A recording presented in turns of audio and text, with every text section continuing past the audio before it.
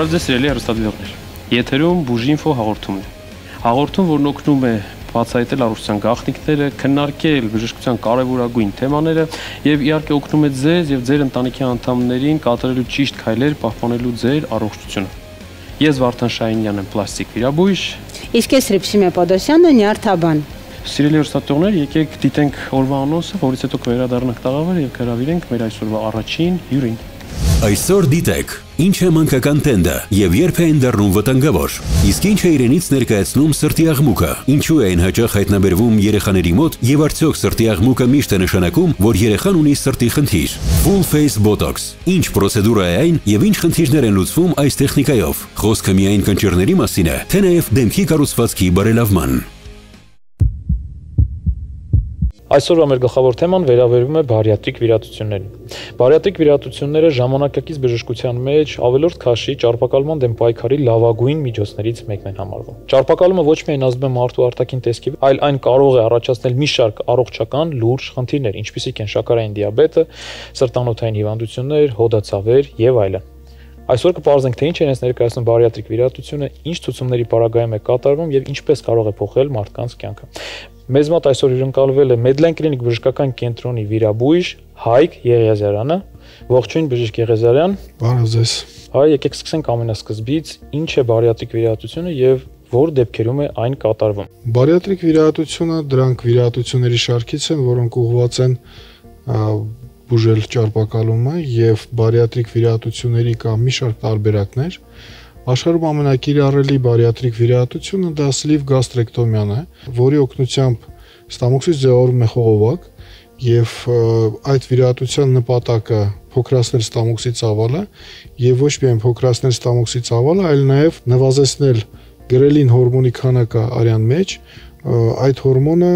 առաջացնում է սովի զգացում։ Այդ վիրատությունից հետո հիվանդները ոչ միայն շուտ են հագինում ստամոքսի ծավալի փոքրացման պատճառով, այլ նաև այդ հորմոնի քանակի քչացման պատճառով։ Այ որ դեպքերում են առաջարկվում այս վիրատությունները։ Արդյոք կան հստակ ցուցումներ, մասնավորապես կապված կիլոգրամների հետ, մարմնի զանգվածի ինդեքսը այս պարագայում կարևոր է թե ոչ, թե կան նաև այլ հստակ ցուցումներ։ Այդ վիրատությունները կատարվում են ճարպակալման ժամանակ եւ ցուցումները այդ վիրատության համար իհարկե առաջին տեղում է ցուցանիշը մարմնի զանգվածի ինդեքսը, որը նորմայում պետք է լինի մոտավորապես 25 եւ մինչեւ 30-ը դա համարվում է ավել քաշ, իսկ 30 եւ ավել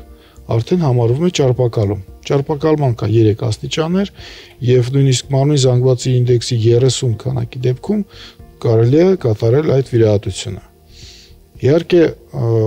ճարպակալման ժամանակ ցանկալի է, որ մարդիկ ի սկզբանե պատկերացնեն դա ինչ հիվանդություն է, քանի որ առողջապահության միջազգային կազմակերպությունը ճարպակալումը համարում է արդեն առանձին հիվանդություն, առանձին նոզոլոգիական միավոր եւ ճարպակալման ժամանակ ցանկալի է, որ հիվանդները նախապես կատարեն որոշակի միջոցառումներ նիհարելու, քաշը նվազեցնելու նպատակով, որոնք են դա սննդակարգը, ֆիզիկական վարժությունները եւ այն պարագայում, երբ որ դա չի հաջողվում, նոր կարող են դիմել վիրահատական միջամտության։ Իհարկե ցավոք սրտի Հայաստանում մարդիկ շատ ժամանակ չեն տրամադրում իրենց առողջությանը, զբաղված են աշխատանքով, ինչպես եւ բոլորս, եւ հաճախ դիմում են վիրահատական միջամտության, որովհետեւ դա համարում են ավելի կարճ ճանապարհ։ Այ որոնք են բարիատրիկ վիրատության հիմնական տեսակները եւ ինչով են դրանք տարբերվում միմյանցից։ Աշխարհում ամենակիրառելի վիրահատությունը դա սլիվ գաստրեկտոմիան է, որը տեխնիկապես ավելի հեշտ է իրականացնել այն առումով, որ հետվիրահատական ռիսկերը, թե ներվիրահատական ռիսկերը մի քիչ ավելի նվազեն ի համեմատ մյուս մեթոդների եւ կան այլ մեթոդներ, օրինակ գաստրիկ բայփաս կոչվածը, երբ որ շրջացում ենք աղեստամոքսային տրակտի մոտ կեսը, բարակաղին մեջտեղից միացվում է ստամոքսի փոքրացրած հատվածին, սակայն այդ վիրահատությունները բավականին ավելի մեծ ծավալի են եւ դրանց ժամանակ հետվիրահատական խնամքը ավելի մանրակրկիտ մոտեցում է պահանջում, որը մեր պայմաններում մի քիչ ավելի դժվար է իրականացնել եւ ամբողջ աշխարհում ես կասեի, եւ դրա համար ավելի կիրառելի է սլիվ գաստրեկտոմիան։ Այ խոսեցինք ռիսկերից։ Ինչ ռիսկեր, բարդություններ կարող են այս վիրահատություններից հետո լինել։ Սլիվ գաստրեկտոմիան վիրահատություն է ցանկացած դեպքում, որը պարունակում է որոշակի ռիսկեր, ոնց որ եւ բոլոր վիրահատությունները, իսկ ինչ վերաբերվում է ռիսկերին հետ վիրահատական շրջանում, ապա իհարկե դա կախված է հիվանդի ընդհանուր վիճակից, վիրահատության տեսակից եւ հետ վիրահատական խնամքը իհարկե կարևոր է այս հիվանդների պարագայում, որովհետեւ մենք բավականին փոքրացնում ենք ստամոքսը, մոտ 70% ստամոքսի հեռացնում ենք եւ մարդիկ պետքա կարողանան ընտելանան այդ վիճակին, որպեսզի մենք խուսափենք հետվիրահատական ռիսկերից։ Եվ իհարկե կան ռիսկեր նյութափոխանակության խանգարումների հետ կապված, որոնք շատ ավելի հեշտ կարելի է շտկել որոշակի դեղորայքներով եւ որ ասես այդպես շատ մեծ ռիսկային վիրահատություն է, իհարկե ոչ։ Հասկանալի։ Ինչպես պետք է նախապատրաստվի բուժարուն մինչ վիրահատությունը եւ ինչի մասին պետք է իմանա մինչ վիրահատությունը։ Հաշվի առնելով, որ այդ բուժարոնների զգալի մասը ունեն ճարպակալում եւ հնարավոր է որ ունենան ուղեկցող այլ առողջական խնդիրներ, մինչ վիրահատությունը բուժարուն պետք է ավելի մանրակրկիտ հետազոտվի եւ հաշվի առնելով այդ հետազոտությունների տվյալները մենք պետք է հասկանանք արդյոք այս պահին ցուցված է այդ մարդուն վիրահատություն, թե պետք է որոշակի բուժական միջոցառումներ կատարենք, նոր կատարենք վիրահատությունը։ Հետ վիրահատական շրջանում հիվանդները ուղղակի պետք է պատկերացնեն, որ դա ոչ միայն ճարպակալման բուժում է, այլ նաև շանս է, որպեսզի մարդիկ փոխեն իրենց կենսակերպը եւ դրանք պետքա պատրաստ լինեն դրան։ Պետքա պատրաստ լինեն նրան, որ մի քանի ամիս ունենալու են վերականգնողական շրջան։ Պետքա պատրաստ լինեն նրան, որ նախկինի պես չեն կարողանալու սնվեն, նստեն սեղան իրենց ընկերների հետ եւ վայելեն մեր ավանդական խորովածը, իհարկե, եւ պետքա հետ վիրահատական շրջանում հիվանդները կարողանան զբաղվել իրենց առողջությամբ մի քանի ամիս։ Բայց եւ միևնույն ժամանակ պետք է փաստենք, որ սա նոր կյանքի սկիզբ կարող է լինել։ Մասնավորապես առողջ ապրելակերպի տեսակետից, քաշի նվազման տեսակետից, սա ինչպես արդեն իսկ նշեցի, ոչ միայն էսթետիկ խնդրի լուծում է, այսինքն քաշի նվազեցումը, այլ շատ ավելի կարևոր այլ ֆունկցիոնալ խնդիրներից ազատվելու կամ լուծելու տարբերակ է։ Այո, իհարկե։ Հիվանդները պետք է հասկանան, որ սա իրոք շանս է իրանց համար փոխել իրանց կենսակերպը եւ հնարավորություն է ազատվել ոչ միայն ավելորդ քաշից, այլ նաեւ ազատվել օրինակ բարձր զարկերակային ճնշումից, ազատվել շաքարային դիաբետից, ազատվել մեջքի ցավից, որը ավելորդ քաշի դեպքում ճարպակալման ժամանակ մշտապես անհանգստացնում է հիվանդներին, ձերբազատվել հոդացավերից, առավել եւս ծնկան հոդերում այդ պացիենտները հաճախ ունենում են ցավեր եւ որը սահմանափակում է իրենց շարժումները։ Իսկ ինչքան այլ խնդիրների պատճառով, ինչքան սահմանափակվեց շարժումները հիվանդի, այնքան ավելի շատ է լինելու ճարպակալումը։ Ավելորդ արատավոր օղակ է ստեղծում, որպես այդպեսի։ Եվ որպեսզի խզենք այդ արատավոր օղակը, մենք հնարավորություն ենք ընձեռնում հիվանդին փոխել իր կյանքը ամբողջովին։ Այ խոսեցինք վերականգնողական շրջանի մասին, որ պետք է որոշակի շրջան անցնի բուժարում։ Որքան է տևում միջինում հետվիրահատական շրջանը, վերականգնողական շրջանը։ Եթե խոսենք հետվիրահատական շրջանի եւ բաժանենք նրան վաղ եւ ուշ հետվիրահատական շրջանների, ապա վաղ հետվիրահատական շրջանը տևում է մոտ 1 շաբաթ, որի ժամանակ հիվանդը ստանում է միայն հեղուկ սնունդ եւ խիստ սննդակարգ է պահպանում, այնուհետեւ ուշ հետվիրահատական շրջանը առաջին 3 ամիսը, որի ժամանակ նույնպես հիվանդը պահպանում է խիստ սննդակարգ, սնվում է այնպեսի սնունդով, որը չծանրաբեռնի իր ստամոքսը, որը չառաջացնի տհաճ երևույթներ, եւ 3 ամիս հետո արդեն հիվանդը կկարողանա վայելել իր կյանքը առանց ավելորդ քաշի, քանի որ առաջին 6 ամսում մաքսիմալ քաշի կորուստն է լինում եւ հիվանդները կորցնում են ավել քաշի մոտ 70%-ը։ Իսկ եթե հիվանդը ունի մոտ 100 կիլո ավելորդ քաշ, 70 կիլոն ինքը առաջիկա 6 ամիսների ընթացքում։ Այո, առաջիկա 6 ամիսների ընթացքում ինքը այդ քաշի մոտավորապես 50%-ը կորցնում է եւ շարունակում է քաշի նվազեցումը մինչեւ 3 տարի։ Այս դեպքում եւս մեկ հարց կապված հետվիրատական շրջանի հետ։ Այ ինչպես է փոխվում իրենց կյանքը առողջության տեսակետից, ինչպես նաեւ առօրյա առումով։ Ընդհանրապես հիվանդի կյանքը փոխվում է քաշի կորուստի հետ, եւ երբ որ հիվանդները ընտելանում են այդ փաստին, որ իրենք չեն կարող շատ սնվել, նրանք սկսում են նիհարել եւ հիվանդները քաշի կորուստի հետ միասին ավելի ակտիվանում են։ Եթե ուղեկցող խնդիրներ կան, այդ խնդիրների ախտանշանները նվազում են, շաքարային դիաբետի ժամանակ կարգավորվում է շաքարը, կարգավորվում է զարկերակային ճնշումը եւ քանի որ հիվանդը չի զգում լուրջ առողջական խնդիրներ, կճանում են հոդացավերը, կճանում են մեջքի ցավերը, հիվանդը կարողանում է վարել ակտիվ կյանք։ Այ արդյոք բարիատրիկ վիրահատությունը լուծում է բոլոր խնդիրները, թե բուժարուի կողմից առողջ ապրելակերպը նույնպես շատ կարևոր մասն է կազմելու այս ամբողջ process-ի։ Իհարկե, ինչպես խոսեցինք սկզբում, դա շանս է, որպեսզի հիվանդը կարողանա փոխի իր ապրելակերպը։ Եթե մենք կատարենք այդ վիրահատությունը եւ բուժարուն շարունակի մտածել միայն սնունդի մասին եւ մտածի թե ինչպես շատացնի սննդի ծավալը, դա ցավոք բերելու է նորից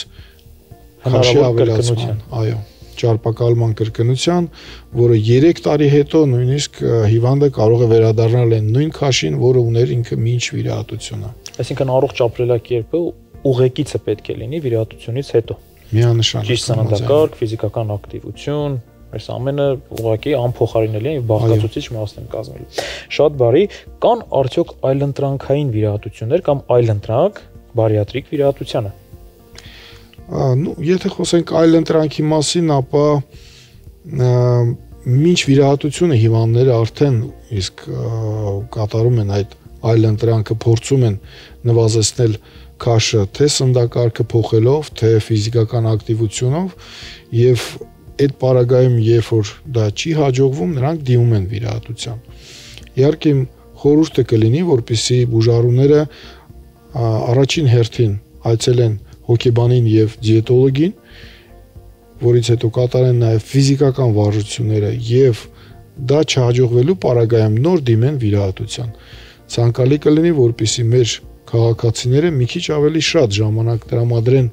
իրենց առողջությունով զբաղվելու։ Կան արդյոք տարիքային սահմանափակումներ, որովհետև բավականին երիտասարդանում է ճարպակալման խնդիրը ամբողջ աշխարհում եւ սրանով պայմանավորված տարիքային սահմանափակումներ որպես այդպեսին տեսնում ենք, թե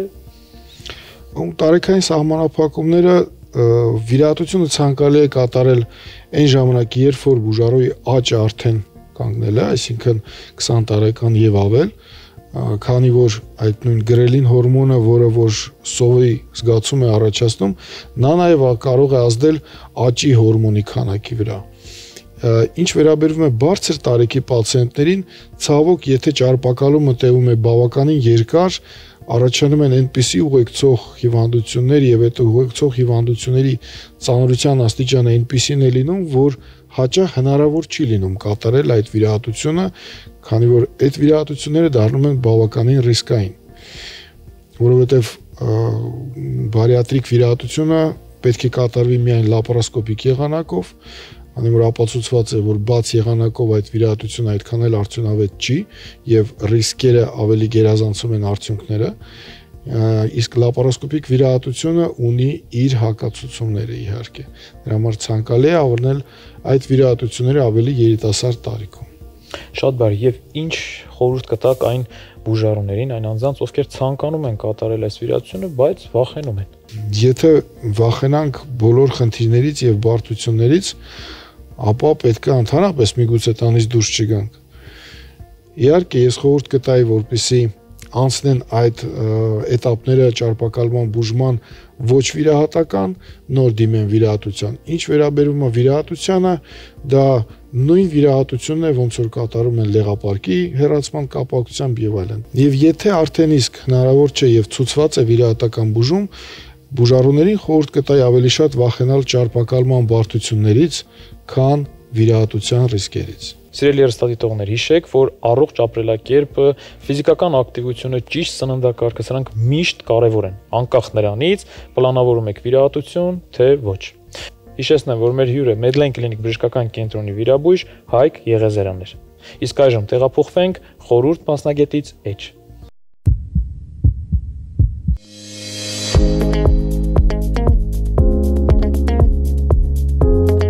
Բարև ձեզ, ես մանկաբույժ Մարինե Արեգի Արուստամյանն եմ Արաբկիր բժշկական համալիրից։ Այսօր մենք զրուցելու ենք երեխաների մոտ հաճախ հանդիպող ախտանիշներից մեկից, տենդից, որը ժողովուրդը անվանում է նաև ջերմ։ Տենդը դա օրգանիզմի հարմարողական, պաշտպանողական ռեակցիան է ի պատասխան տարբեր ազդակների, որի ժամանակ վերակառուցվում են ջերմակարգավորման կենտրոնները։ Դա օրգանիզմի պաշտպանական ռեակցիան է ի պատասխան տարբեր ազդակների, որ ազդակները կարող են բերել ջերմի, դրանք վարակներն են, որոնք կարող են լինել եւ վիրուսային, եւ բակտերիալ բնույթի, դրանք իմուն համակարգի հիվանդություններն են, բորբոքային հիվանդություններն են։ Երբ պետք է դիմել բժշկի։ Եթե երեխան փոքր է, 3 ամսեկանից փոքր եւ ջերմում է 38 աստիճանից բարձր։ Ինչն է համարվում բարձր ջերմություն։ Նախ եւ առաջ նշեմ, որ մարմնի ջերմությունը նորմայում լինում է 36.5-ից մինչև 37.2 աստիճան Ցելսիուս։ Եվ նշեմ, որ թևատակում, ուղիղ աղիքում եւ բերանում ջերմությունները կարող են տարբերվել։ Ուղիղ աղիքում եւ բերանում ջերմությունը 30 մինչև 37.5 է, իսկ թևատակում մինչև 37.2 կարող է լինել։ Ցանկանում եք իմանալ ինչ պետք է անել բարձր ջերմության դեպքում։ Եթե երեխան ունի 38 եւ ավել ջերմություն, պետք է նախ եւ առաջ, եթե երեխան 3 ամսական է, դիմել տեղամասային մանկաբույժի եւ կատարել ջերմիչեցնող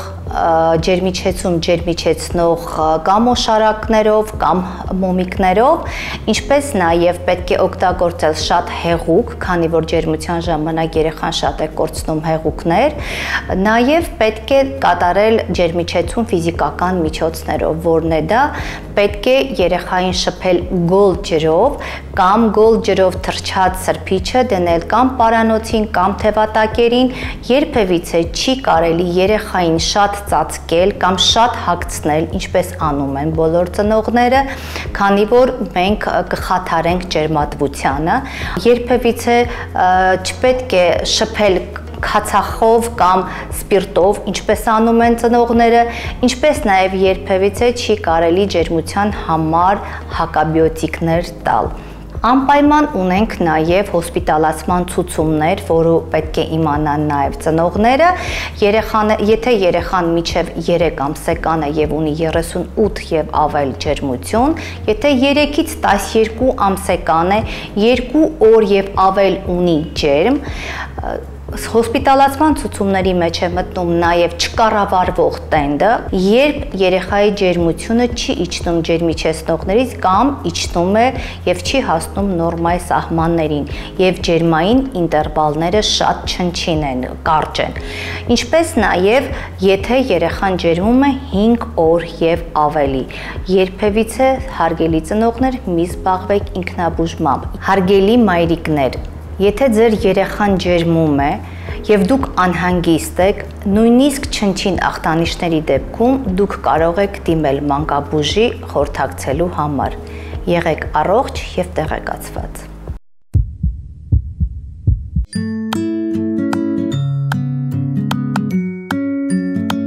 Հարգելի հեռուստադիտողներ, շարունակում ենք հաղորդումը խորհուրդ ծնողներին էջով, մինչ թեմային անդրադառնալը հիշեցնեմ, որ մեր այս հատվածի գործընկերն է բելգիական Ontex ընկերությունը իր Canbebe ապրանքատեսակով, բնական կոնցեպտով պատրաստված Canbebe տակդիրները չեն պարունակում պարաբեն, օծանելիք եւ այլ գրգռիչ ու վնասակար նյութեր, ապահովելով ձեր երեխայի առողջ մաշկը եւ կոմֆորտը։ Այս պահին անցնենք մեր թեմային, խոսելու ենք սրտի աղմուկի մասին մանկական տարիքում, երբեմն ծնողները լսելով բժշկի կողմից կողմից, որ երեխայի սրտում աղմուկ կա, խիստ մտահոգվում եւ անհանգստանում են, երբեմն հուսահատվում են։ Այսօր կպարզենք, որ դեպքերում է պետք անհանգստանալ, ինչպես են վարվում նման դեպքերում եւ արդյոք կան բուժման միջոցներ։ Այսօրվա իմ հյուրն է Նորք Մարաշ եւ Աչափնյակ բժշկական կենտրոնի մանկական սրտաբան Ասիա Գրիգորյանը։ Ողջույն, բժշկուհի Գրիգորյան, շնորհակալ եմ մեզ հյուրընկալելու համար։ Ես էլ եմ շնորհակալ հրավերի համար։ Նախ խնդրում եմ պատմեք մեզ ինչ է իրենից ներկայացնում այդ սրտի աղմուկ կոչվածը, որտեղից է այդ աղմուկը առաջանում եւ ինչ պատճառով։ Շատ լավ։ Սրտի աղմուկները դրանք սրտով եւ արյունատար անոթներով արյան արագացած հոսքի հետևանքով էր առաջանում։ Շատ հաճախ ծնողները ասում են մենք լսեցինք աղմուկ, ուղղակի ականջով հնարավոր չէ, հա, լսել այդ աղմուկը։ Դրանք լսվում են հատուկ բժշկական սարքավորման ստետոսկոպի միջոցով, հիմնականում լսում է մանկաբույժը աղմուկը։ Մանկաբույժը աղմուկը լսելուց հետո ծնողները շատ են ահաբեկվում, իրականում շատ վախեցած դիմում են, որ աղմուկ են լսել, անհանգստացած են լինում, սակայն պետք չի միանգամից անհանգստանալ եւ խուճապի մատնվել, քանի որ աղմուկների երկու տեսակ գոյություն ունի։ Ախտաբանական, երբ որ սրտի կառուցվածքային որևէ խանգարման հետևանքով է առաջանում, եւ ֆունկցիոնալ, երբ սրտի առողջ սիրտը, այսինքն կառուցվածքով նորմալ սիրտը կարող է առաջացնել աղմուկ որոշակի ֆիզիոլոգիական փոփոխությունների ժամանակ։ Օրինակ, երբ երեխան ջերմում է, երբ վիրուսային կամ ինֆեկցիոն ինչ-որ հիվանդություն ունի, հա, շատ հաճախ երեխաների կրծքավանդակի ձևով պայմանավորված կարող է, հա, աղմուկ լսվել երեխաների մոտ, երբ սրտի աշխատանքն է արագացած լինում, վազելիս, հա, խաղալիս, երբ որ, չգիտեմ, մոտենում են մանկաբույժին, երեխան վազելով է մոտենում, այդ ժամանակ եւս կարող է մանկաբույժը աղմուկ լսել։ Սրանք բոլորը ֆունկցիոնալ աղմուկներ են, որոնք ոչ բուժել է պետք, ոչ հսկել է պետք, հա, այսինքն խիստ անհանգստանալու կարիք չկա։ Սակայն մյուս կարևոր հանգամանքը, հա, ախտաբանական աղմուկների դեպքում շատ կարևոր է հատկապես մինչև 1 տարեկան երեխաների դեպքում հնարավորինս շտապ կազմակերպել մանկական սրտաբանի խորհրդատվություն, քանի որ այս տարիքի երեխաների մոտ մինչև ֆունկցիոնալ աղմուկների լսելիությունը ավելի քիչ է, քան դրանից ավելի մեծ տարիքի երեխաների մոտ։ Պաստորեն, դուք նշեցիք, որ միայն ստետոսկոպով կարող է մանկաբույժը լսել, երբեմն կարիք է լինում կամ կասկած է լինում արդյոք էխո սրտագրություն անելու թե ոչ, եւ ինչ այլ հետազոտություններ կան պարզելու այլ ծագումը, որտեղից է գալիս սրտի աղմուկը, որտեղ իրավիճակայինը կարծես թե բավականին շատ մեծ թիվ է կազմում, որ կարող են իրավիճակային եւ անհանգստացնող չլինեն։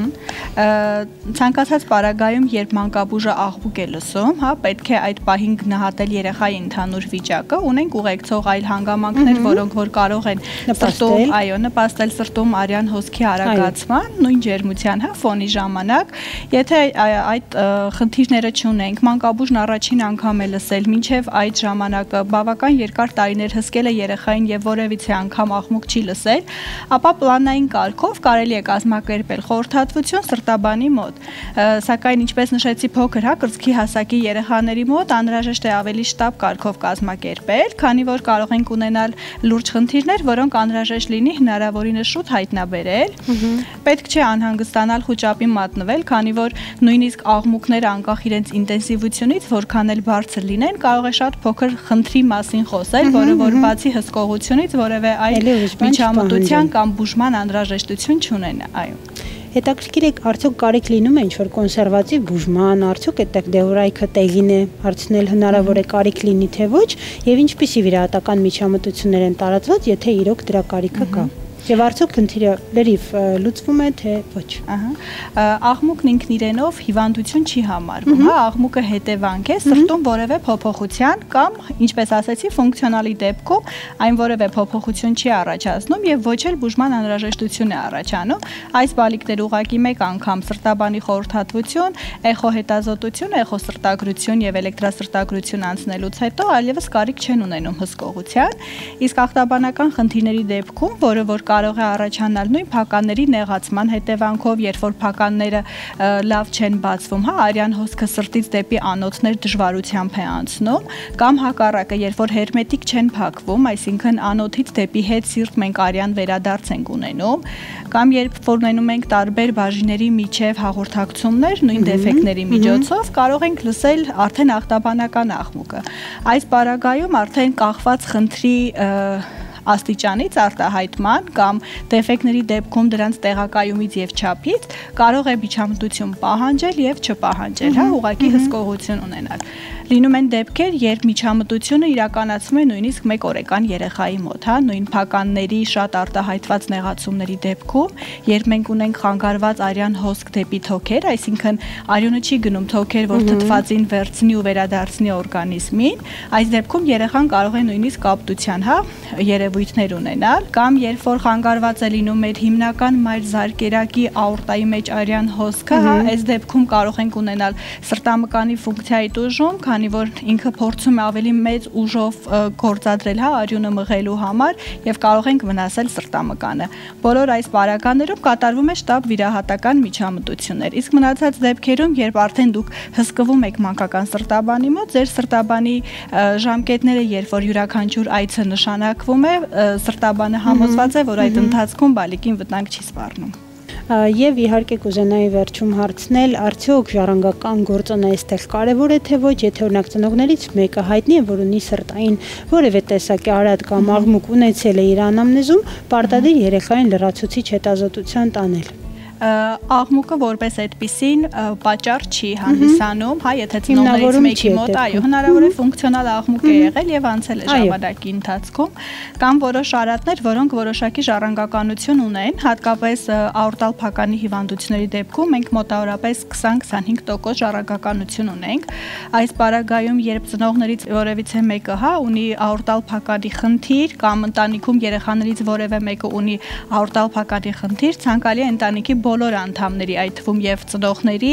էխոսրտագրություն եւ խորհրդատվություն ունենալ։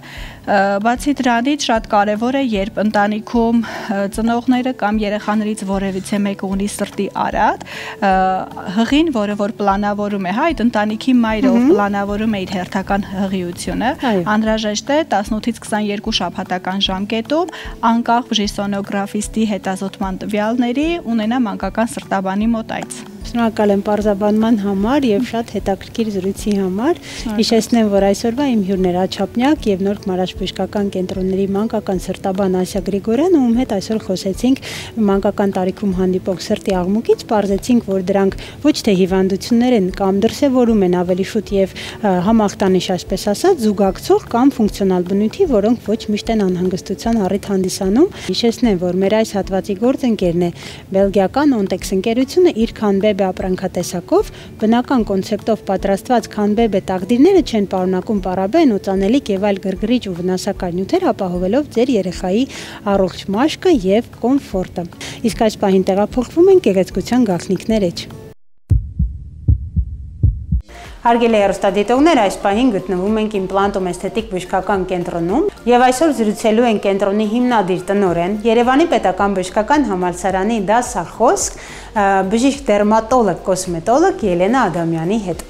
Ողջույն, բժշկուհի Ադամյան։ Ողջույն, բժշկուհի Պոդոսյան։ Շնորհակալ եմ մեզ այսօր այստեղ հյուրընկալելու համար։ Այսօր զրուցելու ենք բոտուլինոթերապիայի մասին եւ մի փոքր այսպես առանձնահատուկ ճյուղի մասին, որին կանրադառնանք, բայց սկզբից եկեք պատմեք մեզ ինչ է իրենից ներկայացնում բոտուլինոթերապիան եւ ինչու է այն կիրառվում այսքան լայնորեն էսթետիկ բժշկության մեջ։ Բոտուլինոթերապիան դա ինյեկցիոն կոսմետոլոգիական պրոցեդուրա է եւ մեր ոլորտ մտել է այլ ճյուղից, բժշկական նյարդաբանությունից, երբ միգրենի բուժման ժամանակ կիրառվել է եւ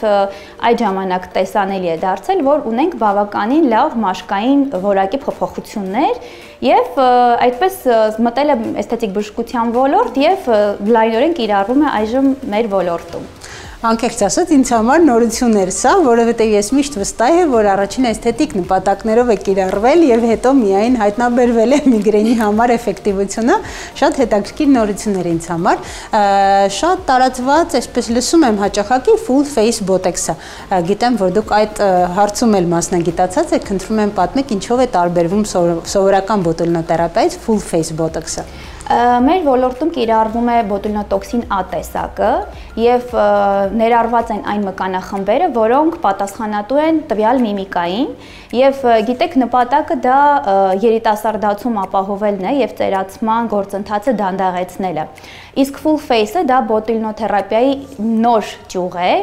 երբ աշխատում ենք արդեն բառը հուշում է ամբողջ մկանային, դեմքի ամբողջ մկանային խմբի հետ եւ այստեղ իհարկե ցուցումներ են պետք պարտադիր եւ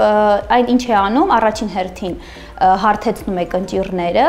իսկ full face-ի պարագայում իհարկե ունենում ենք շատ լավ երիտասարդացում, որովհետեւ ձգում ենք ամբողջական դեմքը։ Իսկ այդ ինչ ցուցումներ են պետք այդքան գեղեցիկ տես ստանալու համար։ Դե ցուցումները պետք է պարտադիր լինեն գրավիտացիոն պտոզը, այսինքն դեմքի հյուսվածքների կախված լինելը, եւ իհարկե այստեղ տարիքային անպայման տարիքը հաշվի ենք առնում, որովհետեւ երիտասարդների մոտ այդ խնդիրը շատ քիչ է պատահում։ Եվ հիմնական նպատակը, այսինքն ինչի համար է դա կոչվում դանդաղեցում ծերացման, որովհետեւ երբ որ արդեն սկսվում են հյուսվածքները կախվել, այդ ժամանակ արդեն ճիշտ ժամանակն է կատարել այս պրոցեդուրան եւ արդեն բժշկության մեջ ապացուցված է, որ full face-ը երբ որ կիրառվում է, այն բնականաբար ամբողջ մկանախմբի վրա է ազդում եւ իսկապես մեր գանգոսկրի, մկանային համակարգի ծերացումը իսկապես կանխարգելվում է։ Մեր շատ հայտնի օսկարագիր դերասանուհի Դեմի Մուրը մեզ օրինակ։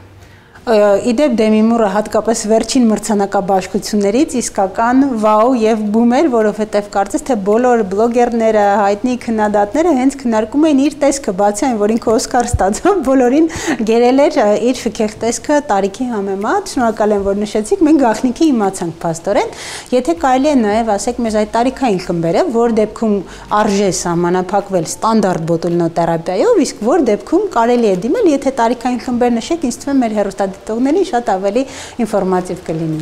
Բնականաբար տարիքային սահմանափակում այս պարագայում, այսինքն չափահասության տարիքը, պետք է հատի անձը, որ կարողանա ինյեկցիաներ կատարել, այսինքն 18 լրացած, 18 տարի լրացած անձը կարող է դիմել այս պրոցեդուրային։ Սակայն full face-ի պարագայում մենք պետք է հստակ այդ ցուցումները ունենանք, այսինքն գրավիտացիոն պտոզը գոնե պետք է տեսանելի լինել, իսկ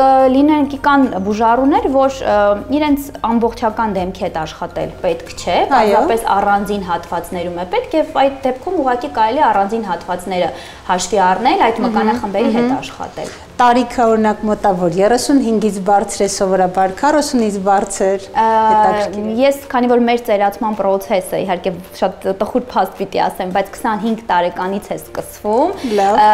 Ի հայտ են գալի առաջին մեր միմիկական մկանների այդ առաջացած կնճիռները 30-ից հետո, արդեն 26-ից սկսած կարելի է դիտարկել։ Դա խիստ անհատական ցուցում է իհարկե։ Բժշկու Ադամյան, շատերի մոտ մտավախություն սովորաբար լինում է, արդյոք կողմնակի երևույթներ կարող են լինել զուտ, որովհետև գործ ունենք բոտուլինոտոքսինի հետ եւ միշտ մեկնաբանություն հիմնավորում է լինում այն, որ քիչ քանակով է ներարկում եւ ինքը վնասակար չի լինում, այլ բուժական, այսպես ասած, դեղաչափով է կատարվում։ Արդյոք full face բոտոքսի դեպքում մենք ունենք շատ ավելի մեծ դեղաչափ եւ կա որևէ վտանգ, թե դա լրիվ անվտանգ է։ Գիտեք, ապացուցվել է, որ էսթետիկ բժշկության մեջ չկա այդպիսի մի դեպք, որը այնպիսի դեղաչափ պետք է կիրառվի, որ հիմնականում մտավախություն դա բոտուլիզմի հիվանդության մասին է խոսքը։ Մկանների տոտալ թուլության։ Այո, դա բնականաբար 10,000 եւ ավել միավորների մասին է խոսքը, իսկ այստեղ full face-ի պարագայում մաքսիմում 400 միավորի մասին է խոսքը։ Բնականաբար full face-ի պարագայում մենք ավել դոզաչափ ենք օգտագործում, դա նորմալ է, որովհետեւ մենք աշխատել ենք ամբողջ դեմքի պարանոցի մկանների հետ, որն էլ պետք է բերի այդ ձգված լիֆտինգ ասվածը, իսկ վախենալ, ես միշտ եմ ասում, վախենալ պետք է այն պարագայում, երբ բոտուլինոտոքսինը հայտնում է ոչ բժշկի ձեռքում։ Շնորհակալ եմ։ Կան հակացուցումներ եւ արդյոք պրոցեդուրայից հետո որոշակի խորհուրդների ցանկ, այսպես ասած, եւս տրվում է այցելուին։ Դե բնականաբար հակացուցումները դրանք լուրջ հիվանդությունների մասին է խոսքը։ Մենք պարտադիր պրոցեդուրան սկսելուց առաջ անպայմանորեն խորհրդատվությունը անց ենք կացնում, անամնեզը հավաքում ենք եւ բոլոր ցուցումներն ու հակացուցումները հաշվի ենք առնում։ Նոր ցանկացած պարագայում բոտուլինոտոքսինի դեպքում նույնպես անհատական մոտեցումը խիստ պարտադիր պարտադիր է։ Օրինակ հետաքրքրեց մի հարց, եթե ապարատային կոսմետոլոգը եւս այցելուն բարբերաբար օգտագործում է եւ օգտվում է այդ ծառայություններից, կա որոշակի ինտերվալ, որ պարտադիր պիտի անցնի, նոր միայն ներարկումային միջամտության գա։ Այո, ապարատային կոսմետոլոգիա եթե կիրառվում է, բնականաբար ապարատների կուրսը վերջացնում ենք, նոր անցնում ենք բոտուլինոտոքսինի կիրառմանը, մեր կենտրոնում նույնպես այդպես ենք աշխատում, այսինքն եթե ամբողջական ծրագրով ենք աշխատում, այսինքն ամբողջական երիտասարդացում պիտի ապահովենք, բնականաբար փուլերով ենք սկսում, բերում ենք մաշկի որակի բարձրացման, հետո նոր արդեն հասնում ենք բոտուլինոտոքսին, նոր արդեն վերջում, եթե պետք լինի, ուրվագծային կոնտուրային այդ պլաստիկային։ Հուսամ մենք այդ թեմային եւս հաջորդ մեր եթերների ժամանակ կանրադառնանք, փաստորեն էսթետիկ բժշկության մեջ եւս այդ խելամիտ հաջորդականությունը գործում է եւ շատ կարեւոր է ճիշտ փուլայնությունը եւս պահպանել։ Այո, անպայման, որովհետև սա բժշկություն է եւ չի կարելի մեկ օրում կատարել շատ պրոցեդուրաներ, այստեղ մենք պետք է անպայման առնչվում ենք վերականգնման պրոցեսների հետ, բնականաբար հաշվի ենք առնում այն ինտերվալները, որոնք պետք է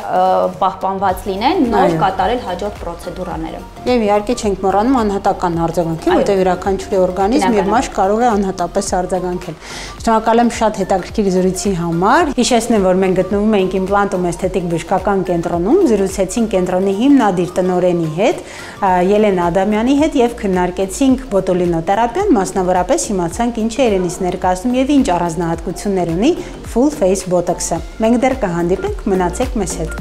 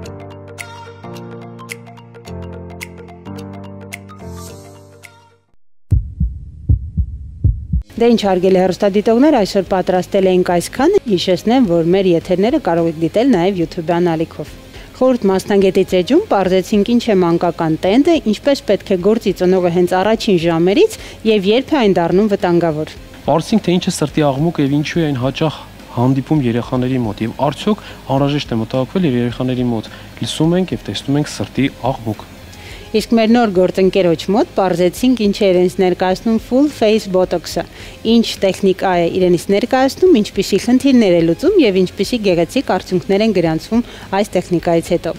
Կարծում եմ մեր մասնագետների կողմից տրված խորհուրդները օգտակար եղան ձեզ համար։ Այսօր այսքանը, եղեք առողջ։